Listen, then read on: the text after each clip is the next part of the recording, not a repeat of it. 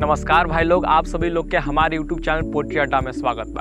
तो भाई लोग आज की कविता अलग हट के बाद तो शुरू से अंतिम तक ले बनल रही लोगिन। और जौन भाई लोग हमारे चैनल के सब्सक्राइब नहीं कैले तो सब्सक्राइब जरूर करिए लोगिन। तो चलो जा भाई लोग वीडियो शुरू करल जाओ। दिन दोपहरिया भोर अनहरिया, चारों ओर नौटंकी बा, केकरा से का कहब, दिमाग में भरल बकैती बा।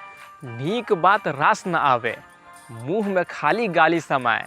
अच्छा चीज़ तो पसंद पड़ी ना, खराबे में सबके नज़र जाए। बढ़िया चीज़ तो लुप्त होते बा, खराबों में होत डकैती बा। अब केकरा से का कहब, दिमाग में भरल बकैती बा। लोगन के का हम समझी, सब में होत कटौती बा। अब भैया के कुछ कह मत, भैया पे चढ़ल भौजी बा। बड़न के बात केहू ना सुने, सबके सब मनमौजी बा। अब मेहरारू रात रात भर रोए, मरद गईले सऊदी बा। अब केकरा से का कहब, दिमाग में भरल बकैती बा। तो भाई लोगिन आज कविता कैसा लागल फटाक से लाइक और कमेंट करिए लोगिन। और एक जरूरी सूचना, हमारे एगो दोस्त बाड़ी जिनकर चैनल के नाम पोट्री मेरी जान बाटे। वो बहुत ही अच्छा कविता बनावे नी। उनकर चैनल के लिंक डिस्क्रिप्शन बॉक्स में डाल देले बानी। उनका के सपोर्ट करी और उनका चैनल के सब्सक्राइब करी लोगिन।